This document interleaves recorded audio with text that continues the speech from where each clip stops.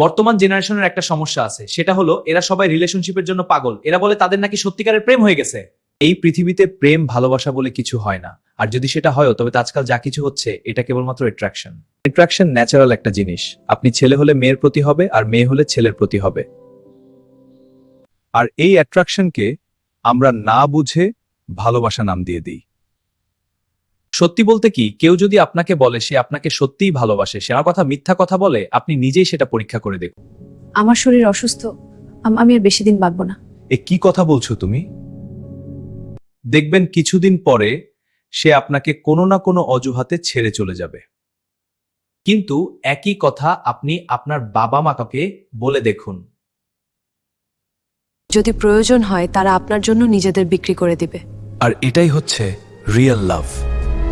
আজকাল লোকে অ্যাট্রাকশনকে লাভ মনে করছে, আর এর জন্য নিজের জীবনকেও নষ্ট করে ফেলছে। আপনার ক্যারিয়ার ছেড়ে যদি আপনি প্রেমের পেছনে ছোটেন, তাহলে আপনার জীবনটাই নষ্ট হয়ে যাবে।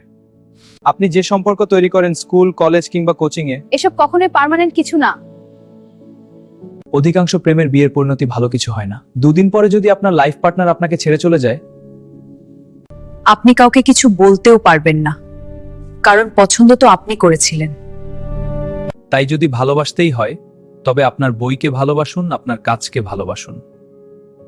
কারণ এরা আপনাকে কখনোই ধোঁকা দেবে না, কিছু না কিছু অবশ্যই দিয়ে যাবে, যা দিয়ে আপনি জীবন গড়তে পারবেন। দিন সবার জন্যই 24 ঘন্টার হয়, এমন না যে কেউ আলাদা করে সময় পায়।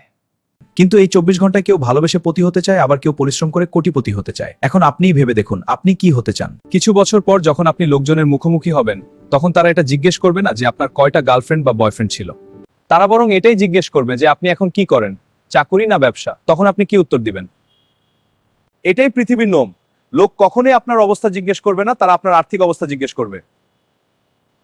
আজকাল ছেলেমেয়েরা প্রমিস করে আমি তোমার সাথে সারা জীবন থাকবো। হ্যাঁ, আমিও চাই তুমি আমার সাথে থাকবো। আমি প্রতিযোগ থাকছি, কিন্তু সত্যিটা হলো কেউ কারো সাথে সারা জীবন থাকে না। লোক যখন শেষ যাত্রায় যায় তখনও কাঁধ অদল বদল করে নিয়ে যায়। তাই এখন যদি আপনি মাথা নিচু করে পড়ার টেবিলে পড়ে থাকেন, কিছুদিন পর আপনার মাথা সবার উপরে থাকবে। আর এখন যদি আপনি আরামের কথা ভাবেন, তাহলে সারা জীবন কষ্ট সহ্য করতে হবে। আজ যদি আপনি আপনার বইকে এবং কাজকে ভালোবাসেন, তাহলে কাল মানুষ আপনাকে সম্মান করবে। তাই কোনো ড্রিম গার্ল বা ড্রিম বয়ের জন্য কখনো নিজের বাবা মায়ের স্বপ্নকে নষ্ট করবেন না। আজ আপনি 2-4টা প্রেম করে যেটাকে সুখী হওয়া মনে করছেন, সেটা আসলে কোনো সুখ নয়। সত্যি বলতে কি, আপনি এখনো আসল সুখ দেখেননি। সুখী আপনি কবে হবেন জানেন? যেদিন আপনি প্রথম স্যালারি বা ব্যবসার প্রথম ইনকাম নিয়ে গিয়ে বাবা মায়ের হাতে তুলে দেবেন। তখন আপনার চোখে অশ্রু আসবে, যেটা আনন্দ অশ্রু।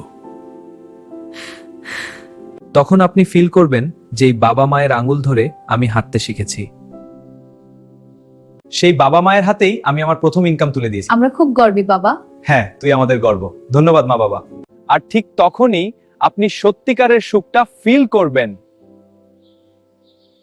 আর যখন আপনি ইনকাম করা শুরু করবেন, তখন আপনি এটাও বুঝতে পারবেন লক্ষ টাকারও কোনো মূল্য নেই সেই 10 টাকার কাছে, যা আপনার বাবা মা স্কুলে যাবার সময় আপনার হাতে দিত।